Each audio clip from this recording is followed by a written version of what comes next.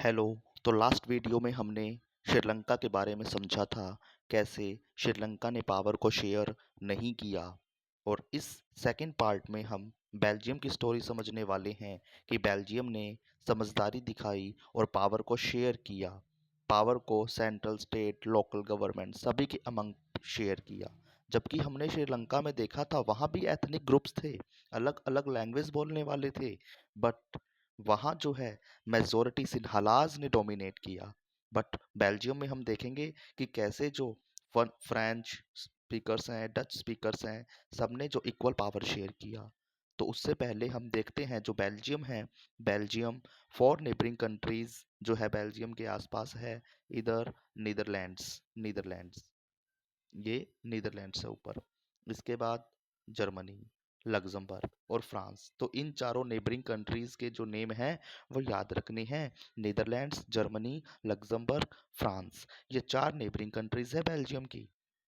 अब जो है बेल्जियम, वो टू पार्ट में मेजर मेजर डिवाइड किया गया है। ऊपर वाले रीजन को बोला गया है फ्लेमिश रीजन, साउथ वाले रीजन को बोला गया है वेलोनिया रीजन। अब जब हम बात करें बेल्जियम के एथनिक डिवीजन की, कि बेल्जियम जो कंट्री है, कंट्री में 59% जो है डच स्पीकर्स। ओवरऑल जब हम इस कंट्री की बात कर रहे हैं तो 59% डच स्पीकर्स है। कौन से रीजन में?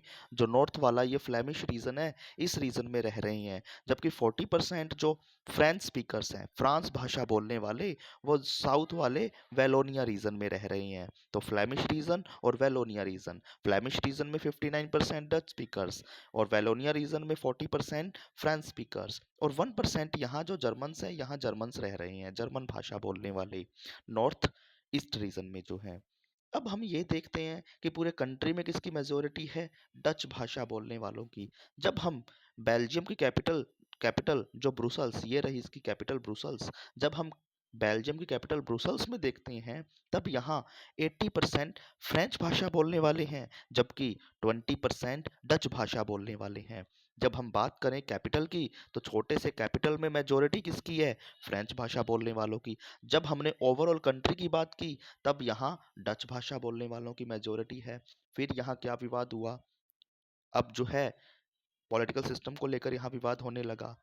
कुछ समय तक जो ये फ्रेंच स्पीकर्स हैं, ये रिच है, पावरफुल है, इन्होंने अपना जो है वो डोमिनेट बनाए रखा। लेकिन आगे चलकर जब ये प्रॉब्लम्स इनके जो अमंग हो रही थी 1950 1960s के समय, फ्रेंच वालों का थोड़ा दबदबा था यहाँ, फ्रेंच भाषा बोलने वालों का। लेकिन आगे चलकर इन्होंने सुधार किया।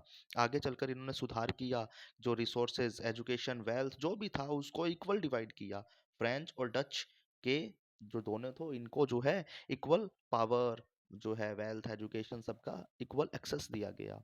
आगे चलकर फिर क्या हुआ? Accommodation in Belgium. ये ऊपर वाला जो टॉपिक है, एकोमोडेशन इन बेल्जियम, ये पढ़ेंगे अब हम।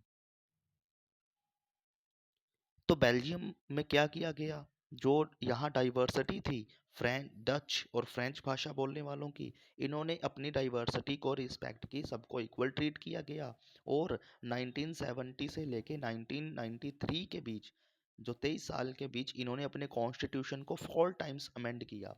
4 टाइम्स जो है कॉन्स्टिट्यूशन में इन्होंने बदलाव किया। ये क्वेश्चन भी यहाँ से इंपॉर्टेंट है कि कितने टाइम्स 1970 से 93 के अमंग जो है इन्होंने पावर शेयरिंग से रिलेटेड जो है कॉन्स्टिट्यूशन में अमेंडमेंट किया। 4 टाइम्स किया। और इन्होंने कहा कि जो यहाँ सभी मिनिस्टर्स हैं, सभी मिनिस्टर्स को इक्वल रिप्रेजेंटेशन दी जाएगी सेंट्रल गवर्नमेंट में। यानी कि हम यहाँ जो बात कर रहे हैं, पूरे कंट्री की बात कर रहे हैं, पूरे कंट्री में सबको जो है इक्वल रिप्रेजेंटेशन दी जाएगी। चाहे पूरे कंट्री में डच बोलने वालों की संख्या ज़्यादा है, लेकिन वहाँ फ्रेंच बोलने वालों को भी इक्वल मौका मिलेगा, सबकी इक्वल रिस्पेक्ट की जाएगी। बाकी जो इनकी कैपिटल है, कैपिटल ब्रुसल्स है, कैपिटल में एक अलग गवर्नमेंट बनाई जाएगी। कंट्री के लिए इनकी अलग गवर्नमेंट है, कैपिटल के लिए इन्होंने अपनी एक अलग गवर्नमेंट बनाई, जहां भी इन्होंने फ्रेंच और डच वालों को इक्वल रिप्रेजेंटेशन दिया। और आगे चलकर इन्होंने जो है एक कम्युनिटी गवर्नमेंट भी एस्टेब्लिश करी, कम्युनिटी गवर्नमेंट बनाई इन्होंने। और कम्युनिटी गवर्नमेंट में क्या था? 2 मार्क्स से यहाँ से भी क्वेश्चन बन सकता है।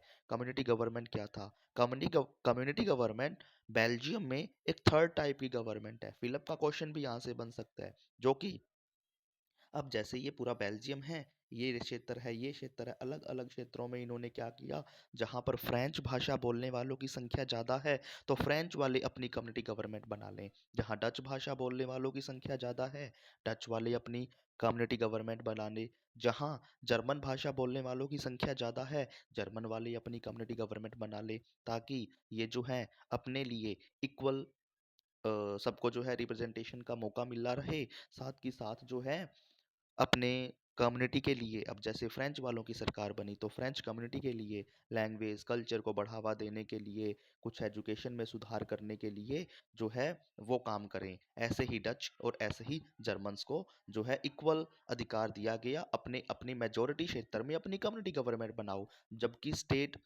और जो कैपिटल और जो,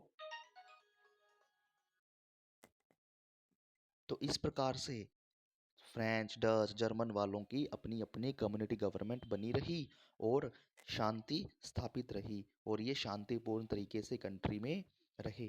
तो यहाँ तक की जो है ये बात बताई गई है बेल्जियम की, बेल्जियम की बात बताई गई है। नेक्स्ट वीडियो में हम देखेंगे कि और इम्पोर्टेंट क्वेश्चंस किस किस प्रकार से बन सकते हैं। यहाँ तक की तो हमने श्रीलंका और बेल्जियम की स्टोरी पढ़ ली है।